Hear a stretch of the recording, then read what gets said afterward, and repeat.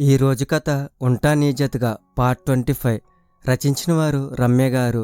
ఇక కథలోకి వెళితే, గుమ్మం బయట నిలబడి వారుగా తెరుచుకున్న డోర్ నాక్ చేస్తున్న రణధీర్ని చూస్తూ, మామ్, నీకోసం ఎవరో వచ్చినట్టున్నారు చూడు అంటూ యాటిట్యూడ్గా చెప్పి షూ వేసుకుంటాడు రుద్ర. అతని బలుపుకు నవ్వుకుంటూ, నాతో పాటు నీ బేబీ కూడా వచ్చిందిరా, ఎదురొచ్చి స్వాగతం పలుకు అంటాడు రణధీర్. సావేరి కోసం వేగంగా డోరు పూర్తిగా తెరిచి ఆమె చేతిని ఇష్టంగా అందుకుంటాడు రుద్ర. కుడి చేయి పట్టి రుద్ర లోపలికి నడిపిస్తుంటే ఎడమ చేత్తో రాణాని పట్టుకొని తన కుడికాలిని ఆ ఇంట్లో మోపుతుంది సావేరి. వంట చేస్తున్న వసుంధర గారు రుద్ర అరుపుకి హాల్లోకి వచ్చేసరికి ఎదురుగా కనిపిస్తున్న సావేరిని రాణాని చూసి షాక్తో నిలబడిపోతారు. అమ్మా, ప్రేమగా పిలుస్తూ ఆవిడిని హత్తుకుంటాడు రాణా. నువ్వు వారి కొడుకువేనా? రాణా రూపాన్ని పోలుస్తూ అతని వెన్ను నిమురుతూ కన్నీళ్లతో అడుగుతారు. అవునమ్మా, నేను అచ్యుత్ గారి కొడుకునే. నాన్నగారు ఎలా ఉన్నారు పెద్దబాబు? తన భర్త గురించి ఎలాంటి కబురు తెలియక తెలిసిన రుద్ర చెప్పక ఆవిడ ప్రాణం గత 15 రోజులుగా ఎంతలా తల్లడిల్లిందో ఆవిడకు మాత్రమే తెలుస్తుంటే కన్నీళ్లకి స్వేచ్ఛనిస్తారు. కౌగులు విదిలి ఆమె కన్నీరు తుడుస్తూ, పర్వాలేదమ్మా, బెడ్ మీదున్నారు, మన ఇంటికి వెళ్దాంరా ఆప్యాయంగా పిలుస్తాడు. వద్దు పెదబాబు, నేనొస్తే విశారద గారికి వారికి గొడవలు జరుగుతాయి. ఎలాంటి గొడవ జరగకుండా ఈ కొడుకు చూసుకుంటాడమ్మా, నన్ను నమ్ము. రాణా వెనక నిలబడున్న రుద్రవైపు చూస్తారు వసుంధర గారు. అతనేం భావం లేకుండా తన చేతిలో ఉన్న సావేరి చేతినే చూస్తుంటాడు. చిన్నబాబు, మీ నాన్నగారి దగ్గరికి వెళ్దామా? కొడుకు కోపం ఎలాంటిదో తెలిసి భయంగా ఉన్న భర్త మీద ప్రేమతో ఆశగా అడుగుతారు. ఏం సమాధానం ఇవ్వక మొహాన్ని పక్కకి తిప్పేస్తే, ఒప్పుకో రుద్ర అంటూ అతని గడ్డం పట్టి తన వైపు తిప్పుకుంటుంది సావేరి. ఆమె మాటకి నో చెప్పడం ఇష్టం లేక చిన్నగా తలూపి సావేరితో పాటుగా సోఫాలో కూర్చుంటాడు రుద్ర. కొడుకు అనుమతి, భర్తని చూడబోతున్నానన్న సంతోషం ఆవిడిని ఉక్కిరిబిక్కిరి చేస్తుంటే, ఇప్పుడే వస్తాను పెద్దబాబు అంటూ వేగంగా కిచెన్లోకి వెళ్తారు. సూర్య చేతిని చాపి తన దగ్గరికి రమ్మని చూస్తుంది సావేరి. చిన్న స్మైల్ ఇచ్చి ఆమెకి ఇంకోవైపు కూర్చొని రుద్ర వైపు చూస్తాడు రణధీర్. వసుంధర గారు త్వరగా పాయసం చేసుకుని 15 నిమిషాల్లో హాల్లోకి వచ్చేసరికి ఒకరి షర్ట్ కాలర్ ఒకరు పట్టుకొని కోపంగా ఒకరినొకరు చూసుకుంటుంటారు రాణా రుద్రలు. వాళ్ళని విడదీయడానికి చూస్తూ మధ్యలో సావేరి. సూర్య వదులు, రుద్ర నువ్వు కూడా వదులు. వాళ్ళు గొడవ పడటం ఇష్టం లేక నచ్చ చెప్పడానికి చూస్తుంది సావి. ఫస్ట్ వాణ్ణి నా దగ్గర బలుపు చూపించొద్దని చెప్పు సావి. వాణ్ణి కూడా పొగరు చూపించొద్దని చెప్పు బేబీ. అబ్బా, ఇద్దరూ ఏది చూపించొద్దు ప్లీజ్. బ్రదర్స్లా ఉండకున్నా పర్లేదు, ఎనిమిస్లా ఉండకండి. వీడు నాకు ఎనిమినే బేబీ. నువ్వు సావి విషయంలో ఓవర్ చేస్తే నేను కూడా ఎనిమి అని అనుకోవాల్సి ఉంటుంది. అది ఓవర్ కాదు, తన మీద నా ప్రేమ. అది ప్రేమ కాదురా, ఎఫెక్షన్. ఎఫెక్షన్లో అన్నీ ఉంటాయిరా. ఇద్దరికీ సావేరి గురించి మాటామాట పెరిగి ఒకరినొకరు కొట్టుకోవడానికి సిద్ధమవుతుంటే ఇద్దరి చెంపులు సావేరినే పగలగొడుతుంది. వాళ్ళ ముగ్గురినే చూస్తున్న వసుంధర గారు సావేరి చేసిన పనికి షాక్ అయితే, రుద్ర రాణాలు మాత్రం పగిలిన చెంపలకి చేతులను పట్టుకొని ఒకరివైపు ఒకరు కొట్టుకునేలా చూసుకుంటారు. నీ వల్లే సావి నన్ను కొట్టింద్రా ఈడియట్. రుద్రాన్ని చూస్తూ కోపంగా అరుస్తాడు రాణా. మరి నన్నెవరి వల్ల కొట్టిందిరా స్టూపిడ్. రాణాకి ఏమాత్రం తగ్గకుండా రుద్ర కూడా అరుస్తాడు. అరుచుకోవడం దేనికి? ఇద్దరూ కర్రలు తీసుకుని కొట్టుకోండి. వాళ్ళిద్దరికంటే ఇంకా గట్టిగా అరిచి విసుగ్గా సోఫాలో కూర్చుంటుంది సావేరి. నో సావి, నీకు నచ్చలేదుగా, నేను సైలెంట్ అయిపోతున్నా. ఆమె ఒళ్ళో తలపెట్టుకుంటాడు రాణా. వాడు తగ్గాడు కాబట్టి నేను కూడా సైలెంట్. భుజం మీద తల వాలుస్తాడు రుద్ర. చిన్న పిల్లలా బిహేవ్ చేస్తున్నారిద్దరూ. అర్థమవుతుందా మీకు? ఇద్దరి బొగ్గులు పిండేస్తుంది కోపం తగ్గని సావేరి. మనిద్దరమే ఉన్నప్పుడు కొట్టడాలు చెయ్యి, రుద్ర ముందు చెయ్యకు. బొగ్గని గిల్లకుండా సావేరి చేతిని గట్టిగా పట్టుకుంటాడు రణధీర్. రుద్ర మాత్రం సైలెంట్గా ఉండిపోతాడు. అన్నదమ్ములు ఇలా కొట్టుకుని ఏ తుఫాన్ తెస్తారనుకున్న వసుంధర గారికి ఇద్దరినీ సావేరి కొట్టి కూల్ చేయడం నవ్వు తెప్పిస్తుంది. ముఖ్యంగా రుద్ర సావేరి దగ్గర బుద్ధిగా ఉండటం. దేన్నీ లెక్క చేయని కొడుకు ఆమె దగ్గర పసిబిడ్డలా మారి కనిపిస్తుంటే అబ్బురంగా చూస్తూ పాయసం బౌల్స్ టేబుల్ మీద పెట్టి ఎదురుగా కూర్చుంటారు. వసుంధర గారి వైపు ఓ నవ్వు విసిరి ఒక బౌల్ రుద్రాకిచ్చి ఇంకోటి రణధీర్కి ఇవ్వబోతుంది సావేరి. నువ్వే తినిపించు అంటూ లేచి కూర్చుంటాడు రాణా. మీరే స్వయంగా తినడం పూర్తిగా మానేశారా? చిరుకోపంగా అంటూ స్పూన్ అతని నోటికి అందిస్తుంది. బేబీ, తన బౌల్లో పాయసం సావేరికి అందిస్తాడు రుద్ర. నవ్వుతూ దాన్ని అందుకొని రాణాకి తినిపించిన స్పూన్తో ఇంకో స్పూన్ రుద్రకి కూడా అందిస్తుంది సావి. రాణా వైపు సీరియస్గా ఓ లుక్కిచ్చి సావేరికి మంచి బిడ్డలా మారి వద్దనకుండా తింటాడు రుద్ర. సావేరికి రుద్ర తినిపించడం, రాణాకి రుద్రకి సావేరి తినిపించడం, ముగ్గురిని చూసి వసుంధర గారి పెదవుల మీద నవ్వు, తన అనుమానం నిజమేనన్న నమ్మకం. అత్తయ్యగారు, మీరు తినండి ప్రేమగా చెప్తుంది. ముందు సావేరికి, తర్వాత రాణాకి, రుద్రాకి తినిపించి లాస్ట్గా తను తినడం మొదలెడతారు వసుంధర గారు. Good boys. ఇద్దరి పెదవులు తన చున్నీతో తుడిచి తలనిమురుతుంది సావేరి. ఇద్దరూ ఒకేసారి నవ్వి ఒకేసారి సావేరికి చిరో బుగ్గని ముద్దు పెట్టి ఒకరినొకరు కోపంగా చూసుకొని సరిగా కూర్చుంటారు. మీ ఇద్దరూ గొడవపడడం నాకిష్టం లేదు. మెయిన్గా నా కోసం గొడవపడడం నాకిష్టం లేదు. ప్లీజ్ క్లోజ్గా లేకున్నా కొట్టుకోవద్దు. ఇద్దరి చేతులని తన చేతుల్లోకి తీసుకొని ప్లీజింగ్గా చెప్తుంది. వాడి మీద నాకు కోపం లేదు సావి. మోరోవర్ తమ్ముడన్న ఎఫెక్షన్ ఉంది. నువ్వు ఫీల్ అవ్వకు. తన చేతిని పట్టుకున్న ఆమె చేతిని కిస్సేస్తాడు రణధీర్. నీకోసం గొడవ పెట్టుకోను, కానీ వాడంటే నాకు కోపమే సీరియస్గా చెప్తాడు రుద్ర. రుద్రకి ఓ సీరియస్ లుక్ ఇచ్చి అమ్మా ఇంక స్టార్ట్ అవుదాం వసుంధర గారికి చెప్తాడు రాణా. 5 నిమిషాలు పెద్దబాబు, ఇప్పుడే వస్తానంటూ బెడ్రూమ్కి వెళ్ళి శారీ మార్చుకుని వస్తారు వసుంధర గారు. ఈలోపుగా సావేరి ఖాళీ బౌల్స్ తీసుకెళ్ళి కిచెన్లో కడిగి పెట్టేసి డైనింగ్ టేబుల్ దగ్గర వాల్కున్న ఫోటో చూసి నవ్వుకుంటూ వస్తుంది. సూర్య, నా డౌట్ నిజమేనా? ఏదో తెలియని సంతోషం, బాధ సావేరిని స్థిమితంగా ఉండనివ్వట్లేదు. కాసేపు వెయిట్ చేయవే, మహల్కి వెళ్తే నీ డౌట్స్ అన్నీ క్లియర్ అవుతాయి. నా డౌట్ నిజమే అయితే మీరు చేసిన దానికి నాకొచ్చే కోపాన్ని ఎలా తగ్గించుకుంటారో ఇప్పటి నుండే ఆలోచించుకోండి. పొగరుగా చెప్పి రుద్రవైపు తిరుగుతుంది. రాణా నీ కాళ్ళు పట్టుకుంటుంటే చూడాలనుంది బేబీ. ఇన్నోసెంట్ ఫేస్తో కన్నింగా చెప్తాడు రుద్ర. నేను పట్టుకుంటానన్నా నీ వదిన ఒప్పుకోదులే. యాక్టింగ్ చాలు ఆపే, యాటిట్యూడ్గా అంటాడు రాణా. మళ్ళీ మొదలెట్టారా? ఇద్దరూ ముక్తకంఠంతో నో అనేసి సైలెంట్ అయిపోతారు. వసుంధర గారు రావడంతో మహల్కి వెళ్ళడానికి కార్ దగ్గరికి వచ్చేసరికి నువ్వు డ్రైవ్ చెయ్యంటే నువ్వు డ్రైవ్ చేయని మళ్ళీ గొడవ స్టార్ట్ చేయడంతో రణధీర్ దగ్గర కార్ కీస్ తీసుకొని వసుగారిని ఫ్రంట్ సీట్లో కూర్చోబెట్టి తను డ్రైవింగ్కి కూర్చుంటుంది సావేరి. ఈడియట్, బ్యాక్ సీట్లో సెటిల్ అవుతాడు రాణా. Same to you. ఇంకో లాస్ట్కి కూర్చుంటాడు రుద్ర. గూగుల్ మ్యాప్స్ ఆన్ చేసుకుని అసలు నోరే మెదపకుండా కేవలం డ్రైవింగ్ మీదే దృష్టి నిలిపి మహల్కి చేరుతుంది సావేరి. రణధీర్ కార్ చూసి వాచ్మెన్ మెయిన్ గేట్ ఓపెన్ చేయడంతో కారు స్లోగా చేస్తూ చుట్టూ గమనిస్తుంటుంది. రాచరికం ఉట్టిపడుతున్న మహల్. మెయిన్ గేట్ నుండి మహల్ పోర్టుకోకి 1/2 కిలోమీటర్ వరకు ఉన్న దూరం. చుట్టూ బలిష్టంగా ఉన్న కాంపౌండ్ వాల్. ఎక్కడా మట్టి కనిపించకుండా ఓపెన్ ప్లేస్ మొత్తం షేప్లో కట్ చేస్తున్న గ్రాస్. అన్ని రకాల పూల మొక్కలు. పూల మొక్కలకి దూరంగా పండ్ల చెట్లు. పెద్ద స్విమ్మింగ్ పూల్. మహల్ సింహద్వారానికి ఎదురుగా అందమైన ప్రేమ జంటతో ఉన్న వాటర్ ఫౌంటైన్. విశాలంగా ఉన్న పోర్టుకోలో లైన్గా నిలబడున్న 10 కార్లు. పోర్టుకో నుండే బేస్మెంట్కి దారి. అక్కడ కూడా కార్స్, జీప్స్, బైక్స్. ఏదో రాజుగారి కోటలాగే అనిపిస్తున్న మహల్ శిల్పకళని చూస్తూ కార్ పోర్టుకోలో ఆపుతుంది సావేరి.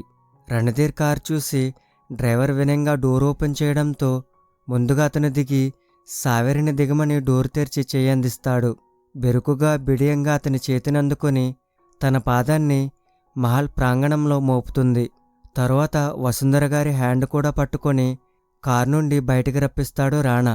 అతనితో పాటే కారు దిగిన రుద్ర తన ఎక్స్రే కళ్ళతో అప్పటికే చుట్టూ స్కాన్ చేసేస్తుంటాడు. ఒక చేత్తో సావేరిని, ఇంకో చేత్తో వసుంధర గారిని పట్టుకొని లోపలికి నడుస్తున్న రణధీరిని రాణా అని పిలిచి ఆపేస్తాడు రుద్ర. చిన్న నవ్వుతో వెనక్కి తిరిగి ఏంటి అన్నట్టు చూస్తాడు రాణా. నైట్ జరిగిన ఇష్యూ నేను ఊరికే వదల్లేను. నువ్వు 5 నిమిషాలు మధ్యలోకి రాకుంటే చాలు. అతను మన మేనత్తికి హస్బెండ్ రుద్ర. సో వాట్, నాకు సావేరిని ఇంపార్టెంట్. అత్త మంచిది. మామ కంసుడ్రోయ్, నువ్విప్పుడు కృష్ణుడవుతానంటావా? నిన్ను బలరాముడిలా, తమ్ముణ్ణి సపోర్ట్ చేసే అన్నలా సైలెంట్గా ఉండమంట. అన్ననని ఒప్పుకుంటున్నావా? ఈ కాసేపటికి, అది కూడా నువ్వు నాకు అడ్డు రాకుంటే. బలుపు చిన్నగా లేదురా నీలో. బ్లడ్. డాడీ నీకు పొగరిస్తే నాకు బలుపిచ్చారు. రుద్ర ఫేస్ ఎంత సీరియస్గా ఉందో, మాటలంత ఫన్నీగా ఉంటే ఎంజాయ్ చేస్తూ జస్ట్ 5 నిమిషాలు, కానీ కొట్టకు అని చెప్పి సింహద్వారం వైపు అడుగులేస్తాడు రణధీర్. వసుంధర గారు, సావేరి టెన్షన్గా ఇంట్లోకి పాదాన్ని మోపుతుంటే రణధీర్, రుద్ర మాత్రం యాటిట్యూడ్గా లోపలికి అడుగులేస్తారు. హాల్లోనే ఉన్న అభిరామ్ నవ్వుతూ నలుగురిని చూస్తుంటే సావేరిని చూసి విశారద, కాళేశ్వర గారులు షాక్తో కూర్చున్న చోటు నుండి పైకి లేస్తారు. ఎవరినీ పట్టించుకోకుండా, అభి, నాన్నగారిని తీసుకునిరా, గాంభీర్యంగా చెప్తాడు రాణా. మారు మాట్లాడకుండా అచ్యుత్ గారిని వీల్చైర్లో కూర్చోబెట్టుకొని హాల్లోకి తీసుకొస్తాడు అభి. అచ్యుత్ గారి కాళ్ళకి ఏం ప్రాబ్లం లేదు, కేవలం నీరసంగా ఉన్నారని నడిపించకుండా వీల్చైర్ వాడతారు. రణధీర్ పక్కన నిలబడున్న వసుంధర గారిని చూసి కన్నీళ్లతో వసు అంటూ చేతిని ముందుకు చాపుతారు అచ్యుత్ గారు. తన వైపే కోపంగా చూస్తున్న విశారద గారిని చూసి ఆమె అడుగు ముందుకు పడకుంటే, అమ్మా వెళ్ళు అంటూ రణధీర్నే వసుంధర గారిని తండ్రి వైపు నడిపిస్తాడు. తన కొడుకు ఇంకెవరినో అమ్మ అనడం నచ్చని విశారద గారు కళ్ళతోని నిప్పులు కక్కుతుంటే ఆమె చూపులకు భయపడుతూనే అచ్యుత్ గారి చేతిని అందుకొని ఎమోషనల్ అవుతారు వసుంధర గారు. ఎలా ఉన్నారండి? ఆయన చేతిని నుదుటిన ఆనించుకొని అన్ని రోజులుగా ఆయన కోసం ఆమె పడిన బాధకి కన్నీళ్ల రూపాన్నిస్తారు. నేను బాగానే ఉన్నాను వసు, ఏడవకు. ఆమె చెంపలు తుడిచి, రుద్ర నిన్నెక్కడికి తీసుకొచ్చాడా అంటారు చిన్న కొడుకుని చూస్తూ. కాదండి, పెద్దబాబు తీసుకొచ్చాడంటూ జరిగింది చెప్తారు. రణధీర్ వైపు ఓసారి చూసి అతని పక్కనే నిలబడున్న సావేరిని చూస్తూ కళ్ళు చిన్నవి చేస్తారు. రాణా, ఆ అమ్మాయి? ఆశ్చర్యంతో కళ్ళు పెద్దగా అవుతుంటే ఆనందంగా అడుగుతారు అచ్యుత్ గారు. అవును నాన్నగారు, చిన్నత్త కూతురే, పేరు సావేరి. తన ఎదురుగా ఉన్న వాల్కి లైఫ్ టైం ఎన్లాజ్ చేస్తున్న 25 ఏళ్ల క్రితం ఫోటోని, దానిలో తన తల్లి అపర్ణ గారిని చూస్తూ తన చుట్టూ ఏం జరుగుతుందో వినిపించుకోకుండా తన చేతిని పట్టుకొని ఉన్న రాణా చేతిని ఇంకా గట్టిగా పట్టుకొని, సూర్య, అమ్మ అంటూ అతని గుండెల్లో మొహం దాచుకుని వెక్కుతుంది సావేరి. ప్రేమగా ఆమె తలనిమురుతూ, అవును అపర్ణత్తనే, నీకు అమ్మ, నాకు చిన్నమేనత్త, సౌమ్యంగా చెప్తాడు రణధీర్. అప్పటి వరకు సావేరి కేవలం తన కొడుకు ఇష్టపడుతున్న అమ్మాయిగా మాత్రమే అనుకుంటున్న విశారద గారికి ఆమె తన ఆడపడుచు కూతురని, ఆ ఇంటికి వారసురాలని తెలిసి కాళ్ల కిందున్న భూమి కదిలిపోతుంది. తన కూతురి జీవితానికి అడ్డు రాకుండా సావేరిని తప్పించాలనుకున్న కాళేశ్వర గారికి ఆమె ఇలా మహల్లో తన మేనల్లుడు గుండె మీద ఉండటం సహించరానిదిగా ఉంటే చేతిలో ఉన్న పేపర్ని కసితీరా నలిపేస్తారు. అప్పటికీ కోపం తగ్గక, రాణాబాబు, ఎవరా అమ్మాయి అంటూ గట్టిగా అరుస్తారు. ఇంకా ఎవరో తెలియలేదా? తెలిసే నాటకమాడుతున్నావా మామా? వెటకారంగా అడుగుతాడు రుద్ర. మధ్యలో నువ్వెవడివి? విసుగ్గా అంటారు. నీకు మొగుణ్ణి. రాణా వైపు ఓ చూపు చూసి కాళేశ్వర్ చేపట్టి లాగి తన ఎదురుగా తెచ్చుకుంటాడు. బావగారు, ఎవరితను? మీ ముందే నన్ను అవమానిస్తుంటే చూస్తూ ఉంటారేంటండి? అచ్యుత్ గారి వైపు చూస్తూ భయంగా అంటారు. వాడు నా చిన్న కొడుకు, పేరు సూర్యానిశ రుద్రదేవ్ వర్మ, రాణాకి తమ్ముడు. ఈ డీటెయిల్స్ చాలా ఖాళీ. అంటే నా చెల్లికి ద్రోహం చేసి దానితో సంబంధం పెట్టుకొని వీణ్ణి కన్నావా? మాట పూర్తవ్వకముందే రుద్ర కొట్టిన దెబ్బకి ఫ్లోర్ని అంటుకుంటారు కాళీగారు. కాలేజీకి వెళ్ళడానికి రెడీ అయ్యి వచ్చిన అమరపాలి తన తండ్రిని ఎవరో ముక్కుమొహం తెలియని వ్యక్తి కొట్టడంతో ఆవేశంగా వచ్చి రుద్ర కాలర్ పట్టుకుంటుంది. ఎంత ధైర్యముంటే మా డాడ్ని కొడతావురా? కోపంతో బుస కొడుతుంది. తన షర్ట్ పట్టుకున్న ఆమె చేతుల వైపు ఓసారి చూసి అంతకంటే కోపంగా అమరపాలి గొంతు పట్టుకుంటాడు రుద్ర. నీకెంత ధైర్యం ఉంటే నా కాలర్ పట్టుకున్నావే? అతనిలో ఈగో నిద్ర లేవడంతో అమరపాలి కాళ్ళు ఫ్లోర్ నుండి గాల్లోకి లేస్తాయి. ఊపిరి అందక రుద్ర చేతుల్లో గిలగిలా కొట్టుకుంటున్న అమరపాలిని చూసి రుద్ర అంటూ సీరియస్గా పిలుస్తాడు రణధీర్. విసురుగా ఆమెని అభి మీదకి నెట్టి కింద పడున్న కాళీగారిని పైకి లేపి ఇంకోసారి కొట్టడానికి తన పిడికిలిని అతని మొహం మీదకి తెస్తుంటే బాబు కొట్టుకుంటూ కన్నీళ్లతో అడ్డం వస్తారు సువర్ణగారు. కష్టంగా చేతిని వెనక్కి తీసుకుంటూ, నువ్వు మంచిదానివేమో, కానీ మామ మంచోడు కాదత్తా. ఈ ఒక్కసారికి నిన్ను చూసి కొట్టకుండా వదిలేస్తున్నా.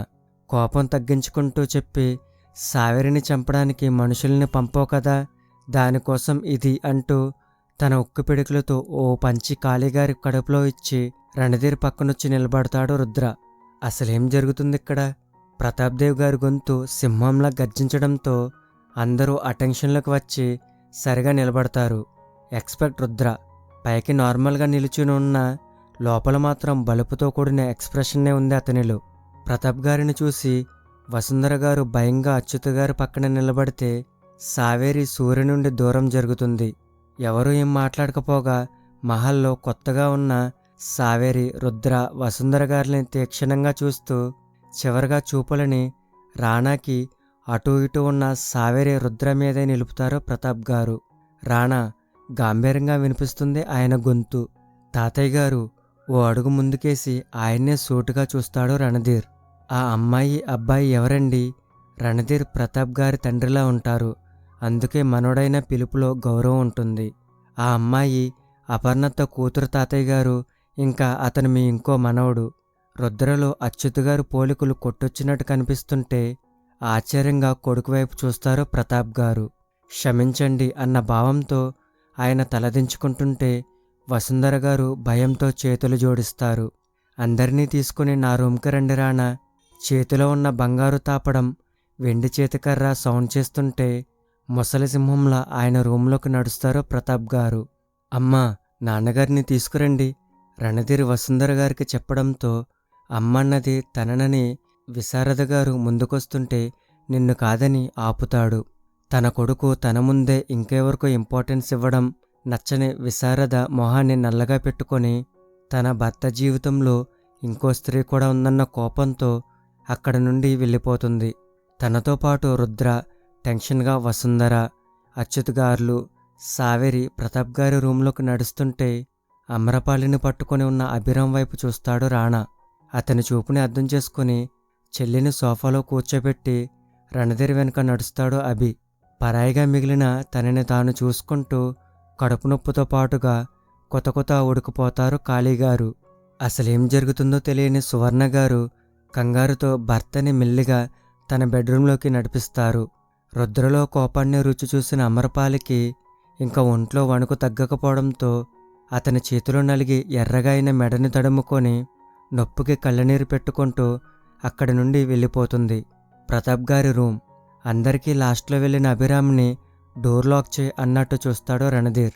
తన ఎదురుగా వీల్చైర్లో ఉన్న కొడుకుని చూస్తూ తన వాలు కూర్చులో కూర్చుంటూ అసలేం జరిగింది అచ్యుత్ ప్రశ్నిస్తారు ప్రతాప్ గారు. ఆయనకి అటూ ఇటుగా నిలబడున్న రాణా, రుద్ర ఇద్దరి చేతుల్ని గట్టిగా పట్టుకుంటూ, వీళ్ళిద్దరూ కూడా నా కొడుకులే నాన్నగారు. విశారద కంటే ముందు నేను వసుంధరని పెళ్లి చేసుకున్నాను.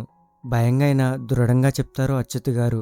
నీ జీవితంలో ముందే వసుంధర ఉంటే విశారదని ఎందుకు మళ్ళీ పెళ్లి చేసుకున్నావు? గంభీరంగా ఇంకో ప్రశ్న సంధిస్తారు. వసుంధరని నేను నా కోసం పెళ్లి చేసుకుంటే విశారదని కుటుంబం కోసం చేసుకోవాల్సి వచ్చింది అంటూ 26 ఏళ్ల క్రితం ఏం జరిగిందో చెప్తారు. కొడుకు ఇన్నేళ్లుగా పడుతున్న బాధ ఆ తండ్రి హృదయాన్ని తాకడంతో వసుంధర గారి వైపు ఆప్యాయంగా చూస్తారు. తప్పేదన్నా ఉంటే అది నాదండి, వీరిని ఏమీ అనకండి అంటూ ప్రతాప్ గారి కాళ్ళని పట్టుకుంటారు వసుంధర గారు. కోడలి తల మీద చెయ్యేసి నిమిరి భుజాలు పట్టి పైకి లేపి, తప్పు మీ ఇద్దరిది కాదమ్మా, విధిది. ఇప్పటికైనా నీ ఇంటికి చేరుకున్నావు, సంతోషంగా ఉండు తల్లి అంటూ మనస్ఫూర్తిగా దీవిస్తారు. ఆనంద బాష్పాలతో ఆయనకి చేతులు జోడించి రుద్రవైపు చూస్తారు ఆవిడ. తల్లిభావం అర్థమవ్వడంతో వచ్చి తాతగారి కాళ్ళకి నమస్కరిస్తాడు రుద్ర. అచ్యుత్, పెద్దోడు వీడా రానానా? రుద్రనే చూస్తూ అడుగుతారు.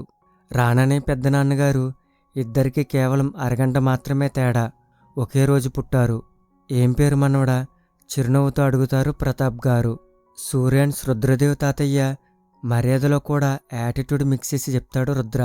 పేరులో రుద్ర, ఒంట్లో రుద్రుడు. కోపం ఎక్కువ అనుకుంటా. నవ్వి సైలెంట్ అయిపోతాడు రుద్ర. చివరగా ఆయన చూపు రణధీర్ వెనుక నిలబడ్డ సావేరి మీద నిలుస్తుంది.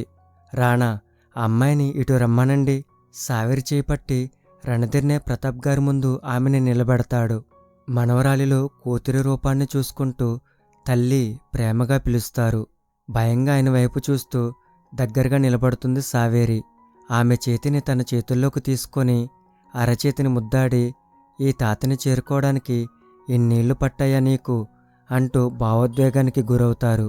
కళ్ళల్లో నీళ్లు చెంపలపైకి చేరుతుంటే, నా కోసం ఇంత పెద్ద కుటుంబం ఉందని నాకు తెలియదు తాతగారు, తెలుసుంటే ఎప్పుడో వచ్చేదాన్నేమో, నన్ను క్షమించండి అంటూ ఆయన గుండెల మీద వాలిపోతుంది. నా బంగారు తల్లి, ఏడవకు అంటూ పైకి లేచి సావేరి నుదుటిన ముద్దాడి ఆప్యాయంగా వెన్ను నిమురుతారు.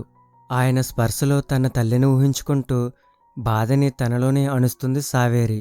2 మనవరాళ్ళు, 3 మనవళ్ళు, కొడుకు కోడళ్ళు, అల్లుడు పెద్ద కూతురు, ఇంతమంది మధ్యలో లేకుండా కానరాని లోకానికి చేరిన చిన్న కూతురు ఆమె భర్తని తలుచుకుంటూ మోగగా రోదిస్తారు ప్రతాప్ గారు. సావేరి మౌనంలో బాధని చూస్తూ రణధీర్ని అసలేం జరిగిందో చెప్పమని అడుగుతారు. మొత్తమంతా ఉన్నది ఉన్నట్టు చెప్పకుండా సావేరి తన దగ్గర జాబ్ చేస్తున్నట్టు, అలా తన మీద డౌట్ వచ్చి ఎంక్వైరీ చేస్తే అపర్ణ గారి కూతురని తెలిసిందని, రుద్ర కూడా మేఘాలయాలలో అనుకోకుండా పరిచయం అయ్యాడని చెప్పి తన వైపే కొట్టేలా చూస్తున్న సావేరిని చూస్తూ మొహాన్ని పక్కకి తిప్పేస్తాడు రణధీర్. కన్ఫర్మ్ ఇది హాట్ మిర్చి అయిపోయింది. మళ్ళీ ఇన్నర్ వాయిస్ వేసుకుంటూ సారీ అన్నట్టు సావేరిని చూస్తాడు. కోపంతో మొహాన్ని తిప్పేసి అచ్యుత్ గారికి నమస్కరించి ఆయనతో ఓ చిక్కీ సిప్పించుకొని రుద్ర పక్కన నిలబడుతుంది. మొత్తమంతటికి సూత్రధారి అభినవ రామకృష్ణుడు మాత్రం గోడకి ఆనుకుని నిలబడి అందరి ఫీలింగ్స్ ఎంజాయ్ చేస్తుంటాడు. కానీ అభికి రుద్రచూపు షార్ప్గా తగలడంతో లైవ్లో చూసిన అతని కోపానికి తడబడుతూ, చిన్నబావ ఫ్యామిలీ ప్యాక్ బేటింగ్ ఏమన్నా ప్లాన్ చేశాడా ఏంటని గుటకలు మింగుతాడు. తన పక్కన నిలబడ్డ సావేరి భుజం చుట్టూ చెయ్యేసి విండో దగ్గరికి నడిపిస్తూ, గుర్తొచ్చానా బేబీ, ప్రేమగా అడుగుతాడు రుద్ర. నీ స్మైల్ చూసిన వెంటనే ఏవో నాకు సరిగా గుర్తులేని విషయాలు కళ్ళల్లో మెదులుతూ అమ్మ నా ఎదురుగా ఉన్నట్టే అనిపిస్తుంటే ముందు షాక్ అయ్యా రుద్ర. కానీ నీ స్మైల్ అచ్చం అమ్మ స్మైల్లా ఉందని రియలైజ్ అయ్యాక నీకు నాకు ఉన్న అన్ని జ్ఞాపకాలు గుర్తొచ్చాయి. ఇన్ని రోజులకి నా కోసం వస్తావా? కోపంగా రుద్ర నడుము గిచ్చేస్తుంది. నీ కళ్ళ ముందుకు రావడానికి టైం పట్టిందిరా, కానీ నిన్ను నేను వదల్లేదు. ఆమె కోపాన్ని ప్రేమలా ఫీల్ అవుతూ నుదుటిని ముద్దాడి, ఇప్పుడు రాణాకి ఏం పనిష్మెంట్ ఇస్తున్నావో చెప్పు, ఐఎమ్ టూ మచ్ క్యూరియస్ అంటాడు.